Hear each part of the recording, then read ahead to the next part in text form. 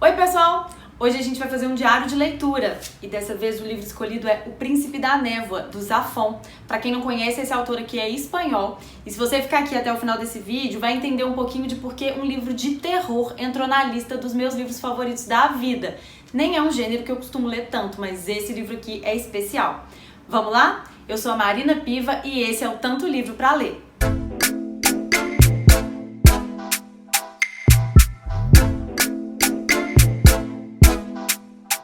Começando esse vídeo falando um pouquinho do autor. Zafón, Carlos Ruiz Zafón, é um autor espanhol que se tornou um dos meus autores favoritos da vida depois que eu conheci A Sombra do Vento, que é a obra mais famosa dele, que foi traduzida para mais de 50 idiomas, tornando ele o autor espanhol mais vendido desde Cervantes.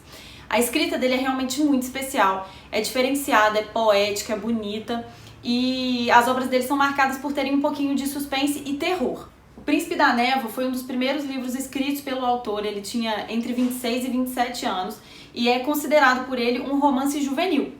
A gente tem aqui pitadas de terror, suspense, uma família carismática muito legal, mas é uma história que além de tudo é muito bonita, muito emocionante, me fez chorar, mas valeu muito a pena. Eu não gosto muito de livros que me fazem chorar, eu costumo ficar mal, mas esse aqui foi um livro muito especial, uma leitura muito especial pra mim.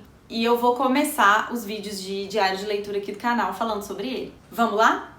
Em O Príncipe da Névoa, a gente conhece a família do Max Carver, que é um menino que está fazendo 13 anos no dia que a história começa, e o pai dele informa para ele, naquele dia, que a família toda vai se mudar para o litoral. Eles estão na Espanha, em meio à guerra, e na cidade que eles moram, a situação está muito difícil, em função da guerra, né? E o pai decide se mudar para o litoral com a família toda, porque ele acha que a condição de vida lá vai ser melhor. E ele conta isso pra família toda no dia do aniversário do Max, que fica muito triste. Ele é um menino de 13 anos, ele tem os amigos dele, né, a escola, ele não queria se mudar. Mas o pai informa que isso não é uma escolha, que eles precisam ir e já precisam começar a juntar as coisas.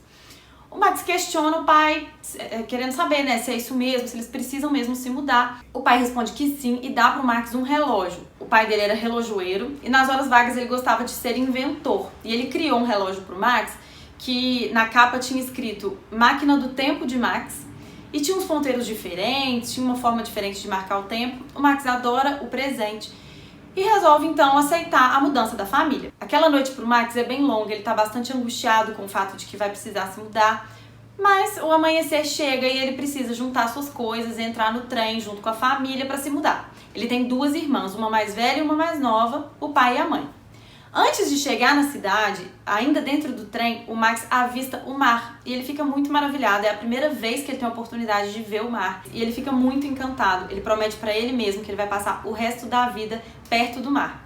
Assim que chegam à estação, a família desce, eles estão de certa forma empolgados para conhecer a cidade nova, mas Max percebe que a mãe dele está um pouco reticente, preocupada, mas finge que está tudo bem, que também está empolgada e que eles vão começar uma vida nova por ali. O Max sente que está sendo observado, é como se tivesse alguém olhando para ele procura, não encontra, mas essa sensação não sai dele. Quando ele descobre um gatinho que estava na estação e encarando ele assim de uma forma muito direta. Ele fica incomodado com aquilo, mas logo depois a irmã mais nova dele, que é apaixonada por bichos, descobre o gato também. Pega ele no colo, quer levar ele pra casa, pede pro pai e pra mãe deixarem que ela cuide dele, é um gatinho de rua, ela quer muito. Os pais a princípio são um pouco reticentes, mas no final eles liberam pra ela levar o gatinho pra casa. E o Max continua com aquela sensação estranha de que o gato tá encarando ele o tempo todo. Outra sensação que ele tem também é que tem alguma coisa de diferente na cidade. Ele olha pro relógio da estação e vê que ele marca 12:30. Quando ele olha no relógio dele, tá marcando 14 horas. Ele até faz a observação com o pai dele que pensa, olha, eu já vou ter trabalho aqui na cidade, eu nem cheguei ainda e já descobri um relógio que tá com problema. Eles juntam então as coisas, né, pra ir embora, recebem a ajuda de pessoas que vieram pra isso. Quando o Max tá saindo, ele olha pra trás e vê que o tempo passou, mas o relógio, ao invés de ter andado pra frente, andou pra trás e agora marca 11:50. Eles entram no carro, vão em direção à casa que eles compraram. O Max avista ao longe no mar um barquinho preto navegando. Depois ele se distrai com alguma coisa. Quando ele olha de novo, ele não encontra mais o barco. Ele começa a ter umas sensações estranhas. Eles finalmente chegam até a casa que eles compraram. Ela tá a 50 metros da linha da praia, então é muito pertinho. A sensação que eles têm é que o bairro é formado por casas de bonecas. São casas todas coloridinhas, bem cuidadas, muito bonitinhas, e a cidade é muito simpática aos olhos deles. Quando eles chegam, o pai do Max conta a história da casa que ele adquiriu. Ele conta que essa casa foi construída por um médico famoso na Inglaterra e que resolveu construir uma casa para passar os verões com a esposa. Esse médico fez questão que todo o material e mão de obra para a construção da casa viessem diretamente da Inglaterra. Então as pessoas na cidade começaram a conhecer ele por isso. E ele construiu uma casa do jeito que ele queria, confortável, perto do mar, para agradar a esposa e para eles passarem os verões ali. O nome desse médico era Richard Fleshman e a esposa dele, Eva, não poderia engravidar. Ela tinha um problema devido a um acidente que ela tinha sofrido no passado e ela não tinha condições de ter filhos, apesar de ser um sonho do casal. No primeiro verão que eles estão passando lá, após a construção da casa, a Eva engravida. E isso é um motivo de muita alegria para o casal, eles se sentem muito abençoados. E dão o nome pro neném de Jacob. Esse neném nasce dentro daquela casa e a partir de então, eles que eram pessoas afastadas da cidade, que não se envolviam muito com ninguém, passaram a ser populares, queridos, se envolveram com várias pessoas da cidade, fizeram amizades e passaram verões inesquecíveis, muito felizes ali. Acontece que passaram-se alguns anos e o Jacob foi nadar no mar um dia e se afogou. Ele morreu na frente da casa. O Dr. Richard morre pouco tempo depois e a viúva e o advogado dela resolvem vender a casa, colocar a casa à venda. É aí que o pai do Max encontra a casa disponível e, diante da situação da guerra que eles estavam vivendo, ele resolve mudar com toda a família para lá. Chegando na casa, a sensação é de que é realmente uma casa muito boa, muito confortável, mas que está fechada há muito tempo, então precisa de algumas reformas. Eles entram, começam a limpar a casa que estava fechada desde a morte da criança e resolvem começar a torná-la habitável. Durante a limpeza, a irmã mais velha de Max descobre uma aranha enorme no quarto dela. Ela morre de medo, chama por ele, ele vai até lá, o gato entra atrás dele e come a aranha. Eles precisam então descobrir se existem outras aranhas e aparentemente sim. Eles precisam limpar a casa, né, tirar os bichos que tem lá. Enquanto tá procurando por outras aranhas, o Max vai entrando nos quartos, conhecendo os cômodos da casa.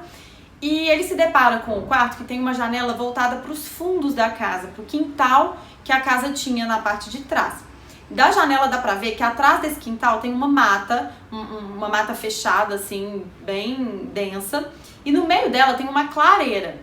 Ele aperta o olho pra ver, porque o sol já tá se pondo, tá até difícil de conseguir enxergar, mas ele aperta o olho pra ver e nessa clareira ela era murada, toda murada, e ele percebe que dentro tem umas silhuetas humanas, assim, parecem pessoas de pé ali dentro. Mas aí ele fica um tempinho ali e percebe que na verdade são estátuas. É como se fosse um jardim de estátuas abandonado. Apesar de ser uma clareira na mata, ele já tem capim, aparentemente é um lugar que está abandonado. Ele cogita se aquilo é um cemitério, se aquilo são lápides ou se são só estátuas, mas a princípio ele não vai lá, só repara que existe mesmo. Existe uma grade na frente, mas parece tudo muito enferrujado, muito abandonado. A partir de então, a gente começa na história.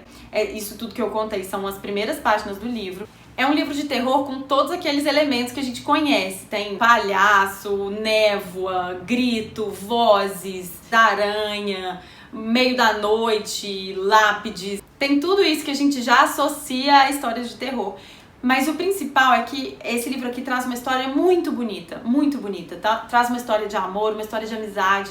E no final das contas eu chorei um pouquinho, mas é uma lição tão linda que realmente vale muito a pena conhecer. A escrita do autor eu acho que até é difícil comentar, é difícil definir, porque é muito, muito maravilhosa. Se você nunca leu um livro de terror, eu acho que esse aqui é uma ótima forma de começar, de conhecer o gênero, porque realmente, apesar do terror não dá tanto medo assim, eu fiquei um pouco aflita, confesso que eu não gosto nada de palhaço, a ideia de palhaço associado a filme de terror não é muito legal pra mim, mas eu não senti, assim, não tive pesadelo, não fiquei realmente com muito medo e fui muito tocada pela história. Então, se você quer começar no gênero de terror, eu acho que esse aqui é uma excelente opção.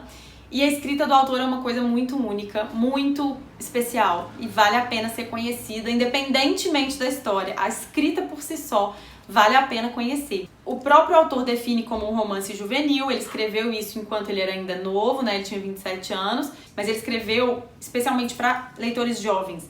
Nesse livro aqui tem uma nota falando sobre o carinho que ele tem pelo público jovem, adolescente, que são pessoas que têm a cabeça mais aberta, com menos preconceito, e é um texto até muito bonito. Então, o que a gente tem aqui é um livro de terror leve, com uma mensagem muito, muito linda, e que, se você quer se aventurar pelo gênero, eu indico muito, muito, muito. Eu espero que vocês tenham gostado do diário de leitura. Se você ainda não está inscrito, se inscreve no canal, dá like, compartilha esse vídeo para quem você acha que pode gostar desse tipo de leitura. Se você gostou da dica, comenta aqui para mim. Se você conhece algum livro desse autor, comenta aqui também, que eu adoro conversar com vocês. Foram vocês que me ajudaram a escolher esse livro aqui para fazer esse diário de leitura, porque eu fiz uma votação nos stories lá do Instagram. Eu vou fazer mais votações desse tipo, então se você ainda não me segue lá, me segue, @tantolivro_pra_ler. Eu espero vocês por lá. Muito obrigada por ter ficado até o final desse vídeo. Eu espero você no próximo. Um beijo e tchau!